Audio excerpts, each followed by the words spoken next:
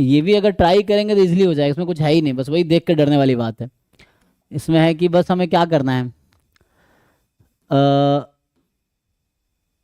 Epsilon i जो है हमारे पास, they are epsilon 1 2 3 n i i d normal 0 1 है।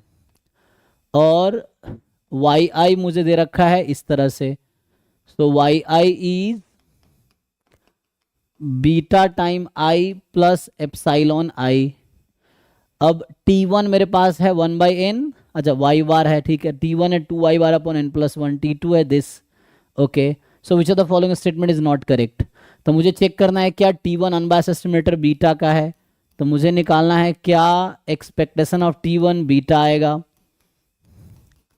यहाँ से क्या एक्सपेक्टेशन ऑफ T2 बीटा आएगा। अब वेरिएंस निकालना है, तो मतलब समहाउ मुझे T1 T2 का मीन वेरिएंस निकालना है, तो उसके लिए y बार यहाँ पे y अपॉन आई चाहिए। सो अगर मैं यहाँ से expectation of i y i निकालूंगा तो क्या होगा, what is expectation of variance of Y i. तो जब एक्सपेक्टेशन दोनों तरफ दी तो कांस्टेंट है, बीटा आई तो कांस्टेंट है, और ये रैंडम वेरिएबल है, epsilon I is a random variable जिसका डिस्ट्रीब्यूशन है नॉर्मल 0 1, तो इसका मीन हो जाएगा 0। तो यहाँ से आंसर आया कि this number is equal to, अरे भाई क्या, so this number is equal to beta I. Variance कितना आएगा, ये कांस्टेंट है, इसका इफेक्ट नहीं पड़ेगा क्योंकि रैंडम वेरिएबल नहीं है, beta I is a constant, तो कांस्टेंट से वेरिएंस, इसका वेरिएंस 0, एप्सिलॉन आई का वेरिएंस कितना है 1, तो इसका वेरिएंस 1 आ गया। अब ये हमारे पास ये मिल गया। अब आगे जैसे यहाँ पे वाई आई अपॉन आई की ज़रूरत है, तो अभी तो मैंने वाई आई के बारे में बात किया, अभी हमने किसके बारे में ना, वाई आई के साथ क्या होगा। अब हम बात करते हैं वाई आई अपॉन आई की बात करते हैं। सो वाई आई अपॉन आई लेंगे, सो ये हो जाएगा this is equal to beta plus 1/i into epsilon i, या यहीं से भी कर सकते हैं, इसके साथ ही काम कर सकते हैं ना, क्यों उतना घुमाना है ना। तो अगर मुझे इसका पता है तो एप्सिलॉन, जब वाई आई का पता है तो इसके साथ कर लेते हैं। तो यहाँ से expectation of Y I upon I क्या होगा, तो 1/i एक्सपेक्टेशन ऑफ वाई आई जो कि था बीटा आई, तो ये था बीटा आई, कट के आ गया बीटा। फिर variance of Y I upon I क्या होगा, तो ये 1/i बाहर होगा, 1/i स्क्वायर बन के, वेरिएंस ऑफ वाई आई 1 है तो ये 1 हो गया, तो हो गया 1/i स्क्वायर। तो अभी तक हमने जो रैंडम वेरिएबल वाई आई है उसका मीन वेरिएंस और ये निकाल लिया। क्यों भाई, क्योंकि यहाँ पे वाई आई है और यहाँ पे वाई आई बाई आई है। अब क्या करना है, मीन निकालो। किसका मीन निकालना है, T1 T2 का। सो व्हाट इज T1, तो पहले यहाँ से अब ये तो आ ही गया है, सो पहले एक काम करता हूँ, मैंने वाई बार की बात करते हैं। What is expectation of Y bar, तो वाई बार इज, तो ये तुम्हें पता ही है कि एक्सपेक्टेशन ऑफ वाई बार वही होता है जो ईच वाई आई का एक्सपेक्टेशन होता है ना। Expectation of x bar is expectation of x1, तो यहाँ से वाई बार का निकालो, 1/n summation Y I cancel हो गए, तो वाई आई का एक्सपेक्टेशन कितना था, लेकिन वैसा नहीं क्योंकि यहाँ पे जरूर नहीं आई डी है, तो ये कितना होगा, चलो यहाँ लिखता हूँ मैं, तो हमें चाहिए एक्सपेक्टेशन ऑफ वाई बार, क्योंकि वो आई डी केस में नॉर्मल में होता है ना, यहाँ पे तो आई का मल्टीपल है, तो expectation of Y bar, y bar कितना है 1/n summation Y i, I from 1 to n, 1/n summation expectation of Y i, I from 1 to n, यही है। 1/n बाहर हो गया, समेसन बाहर हो गया, एक्सपेक्टेशन वाई आई का एक्सपेक्टेशन था बीटा आई, तो इसको पुट कर देंगे 1/n summation beta I, I from 1 to n, beta constant है बाहर कर लो, आई का समेसन निकालो कितना आएगा जी, तो n into N plus 1/2, n cut जाएगा, तो beta into N plus 1/2, check कर लो। सो बीटा बाहर, summation I, I from 1 to n, मतलब 1 + 2 + 3 + 4 अप टू n, तो यहाँ से आ जाएगा n इंटू एन प्लस 1/2, वो कैंसिल हो गया, n कैंसिल हो गया, ये बचा। चेक करो भाई कैलकुलेशन, तो इसके हेल्प से मेरे पास जो T1 है ना, T1 जो इसने दे रखा है वो है 2y बार अपॉन n + 1, तो एक्सपेक्टेशन ऑफ T1 क्या आएगा, तो यहाँ से तो वैसे भी आ जाएगा क्योंकि y बार का एक्सपेक्टेशन ये है, क्रॉस मल्टीप्लाई करोगे तो भी काम हो जाएगा। एक्सपेक्टेशन ऑफ वाई बार है beta N plus one upon two, cross multiply करो तो expectation of 2y bar upon N plus one, just cross multiply करो तो ये आ जाएगा बीटा। तो ये जो मैं निकाल रहा हूँ ना ये आएगा beta. Expectation of T1 is beta. तो पूछ रहा है कि which of following is not correct पूछ रहा है। तो T1 अनबायस्ड एस्टिमेटर है बीटा का, यस। तो ये ट्रू स्टेटमेंट है, मुझे फॉल्स चुनना है, हमें नॉट ट्रू चुनना है। So this is a true statement, ठीक है ना, ये एक ट्रू स्टेटमेंट है, मुझे फॉल्स स्टेटमेंट चुनना है। T2 अनबायस्ड एस्टिमेटर है बीटा का, T2 क्या है, यहाँ लगा लो एक्सपेक्टेशन। सो अब T2 पे एक्सपेक्टेशन लगा लो, सो क्या आएगा।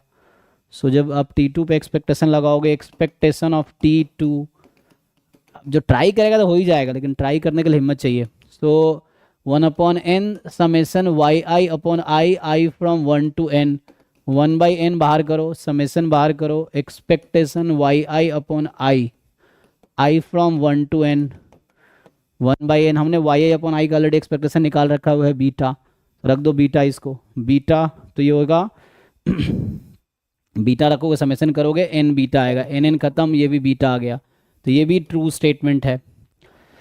तो पहला दूसरा तो ट्रू स्टेटमेंट है। अब वेरिएंस की बात कर रहा है, वेरिएंस क्या होगा, T1 T2 का इक्वल होगा या कम होगा। तो चलो वेरिएंस निकाल लेते हैं। तो वेरिएंस के लिए क्या करना है, लगाओ एक्सपेक्ट वेरिएंस दोनों तरफ।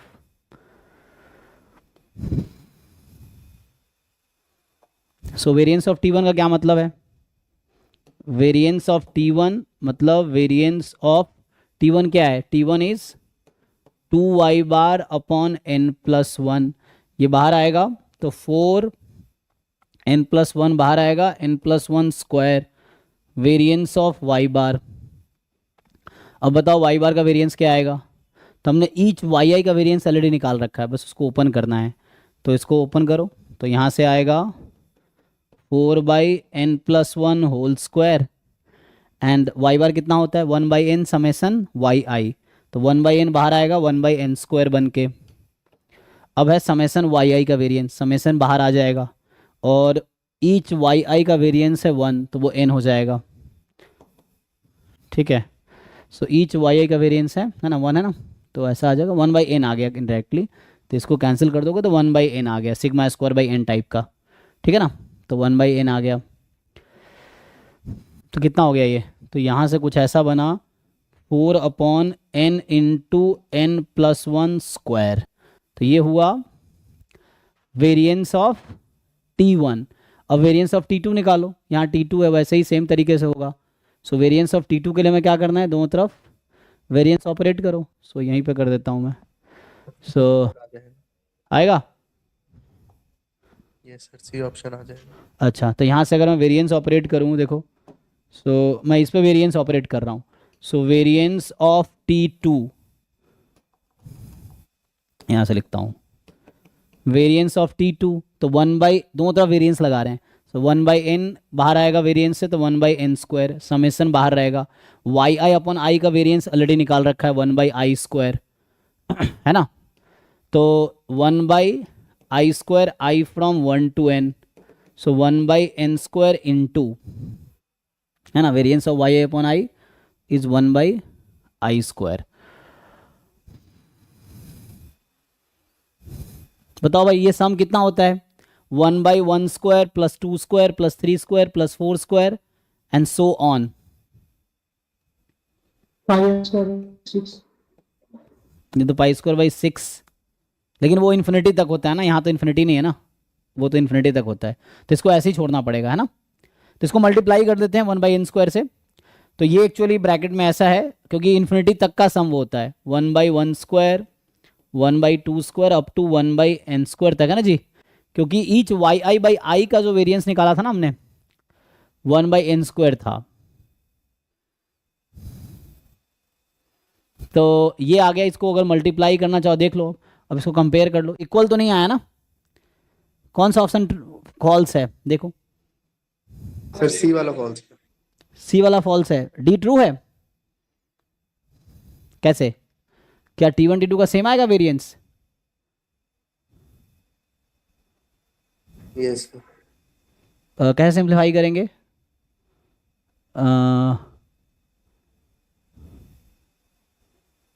पर Which- इसमें आपने कहा था वैल्यू रख के देख लो, मतलब n की वैल्यू रख के देख लो, T1 T2, हाँ T1 का वेरिएंस कब आ जाएगा? अच्छा, तो मतलब ऐसे अगर पुट कर लेंगे तो यस। 1/i बाहर आएगा ना, तो 1/i²। वैल्यू रख के डिस्कार्ड कर सकते हो, इससे प्रूफ थोड़ी कर सकते हो कि सही है। n की जगह सर रख के देख लो एक हाँ बार। n को कोई वैल्यू रख लो, मान लो n को अभी के लिए इनिशियली कुछ फिक्स किया 2 रख के देख लो, तो वेरिएंस ऑफ T2 क्या आएगा? 2 पे अगर सेटिस्फाई कर गया सी वाला तो हाँ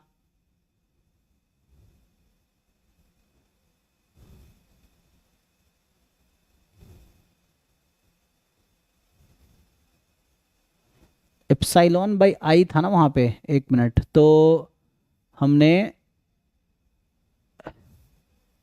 एप्सिलॉन आई का वेरिएंस कितना था?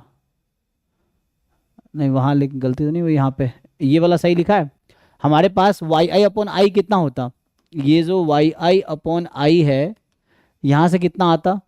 बीटा प्लस एप्सिलॉन आई अपॉन आई, राइट। तो यहाँ से अगर हम मीन निकालते तो इसका मीन 0 है, गायब हो गया। अगर इसका हम वेरिएंस निकालते हैं तो कितना आएगा? वेरिएंस निकालेंगे तो 0 हो गया, तो variance of this 1/i², epsilon i का वेरिएंस 1 है तो 1/i²। हाँ यहाँ तक ठीक है।